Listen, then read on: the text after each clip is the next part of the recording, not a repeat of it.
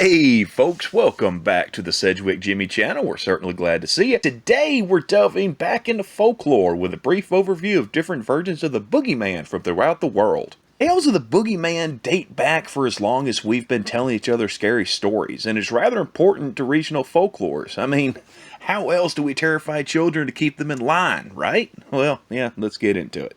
We're going to go ahead and start with the Baba Yaga, a figure that's become particularly more popular lately due to pop culture that comes from the Slavic lore of Eastern Europe, Central Asia, and Russia. Particularly popular in Russia, the Baba Yaga is typically either a witch or an evil spirit, but almost always takes the form of an old woman, typically with pointed teeth of stone or metal. The Russian version is known to fly around in a mortar and wield a pestle, typically living in a hut in the middle of the forest that is on chicken legs. Yes, that's right, chicken legs. And is surrounded by a fence of their victims' bones.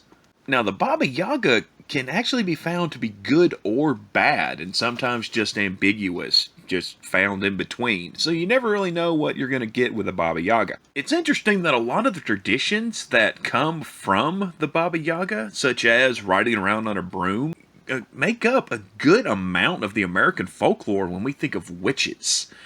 So just keep that in mind when you think of the Baba Yaga.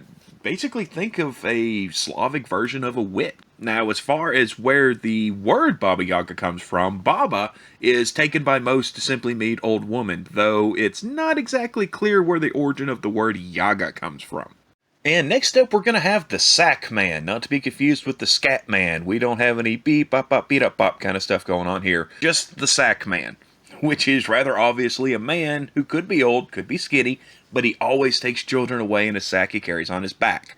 That's right, that rhymed. I'm a poet and didn't know it. Different versions are found throughout the world, one of the more interesting variations being known as the Hombre del Saco, or Sacamanticus of the Iberian Peninsula in Latin America, which is, I know this sounds weird, actually based on a true story. I kid you not. Back in June of 1910, in a Spanish town known as Cador, probably didn't pronounce that right, but we're going with it anyway, a barber/healer named Francisco Leona was asked to cure a man of tuberculosis. Now, quick little aside here. There have been many strange ways thought to have be able to cure tuberculosis, one of which was the belief that if you killed a child, drank their blood, and then basically used their fat as almost a salve or bandage on your chest, that it would cure your tuberculosis. Yeah, that doesn't work. But yeah, that was a thing. So Leona, being a barber/healer, chose, yes, I will try to help cure you. And in doing so, he went out, drugged a 7-year-old, and carried him away in a sack. They conducted the ritual, which, of course, as you could tell, did not work, and they were promptly arrested. Leona was supposed to be strangled to death, but ended up dying in prison before his sentence could be carried out. So, yeah, that really happened. Probably my favorite version of the Sack Man is from Chile and Argentina, and it's called, again, I'm going to butcher this, El Viejo del Saco. The difference here is that he isn't some kind of supernatural figure. He's not some kind of demon or spirit or anything like that. He's just simply a local homicidal maniac that everybody's just completely okay with walking around at night right after sundown and stealing kids that haven't gotten home yet. Yes, society is fully aware that this man is murdering children, and they just kind of let it happen. Again, very interesting version. Algeria and Tunisia and Africa have basically their own version of the Sack Man, as does most of Eastern Europe and Central Asia. That's right, we've come right back around to them again. And interestingly, a lot of the versions of the Sack Man are aimed around the Yuletide, or around the Christmas season, as we call it. The figure we're most familiar with when it comes to this would be Krampus, who's become particularly more popular lately due to pop culture. He's basically a demon that carries around a sack and chains and beats children that are bad with them. Another figure that isn't quite as popular, for obvious reasons, is Zwarte Piet, which means Black Peter.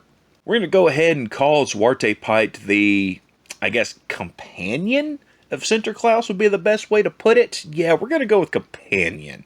Zwarte Piet has been known to deliver presents to the good children and, using the empty bag, kidnap bad children and take them away from their parents.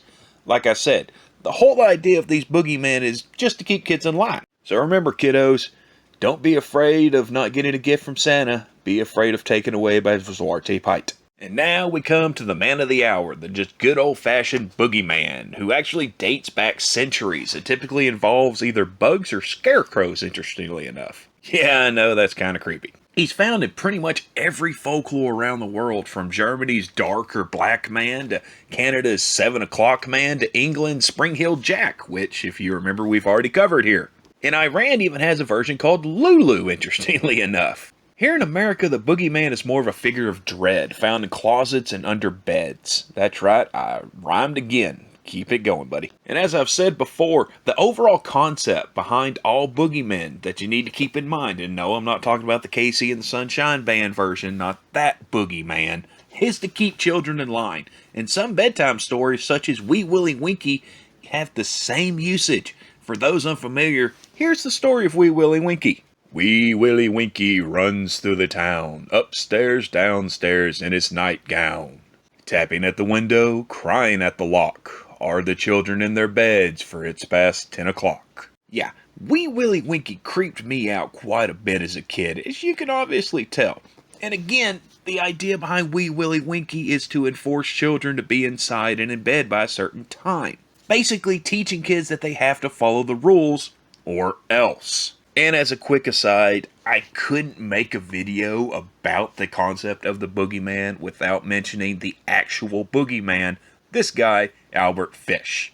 Yeah, I'm going to do a video on just him, but keep in mind, if you think of the boogeyman, this is the face that should come to mind. And that's just going to about do it for this episode. If you like what we're doing here, why don't you give us a like? If you want to see more from the channel in the future, why don't you give us a subscribe? If you've got any ideas for things we might cover in the future, why don't you give us a comment down below? Either way, I hope you enjoyed it, and I hope you come back for more Sedgwick Jimmy in the future. Come check it out.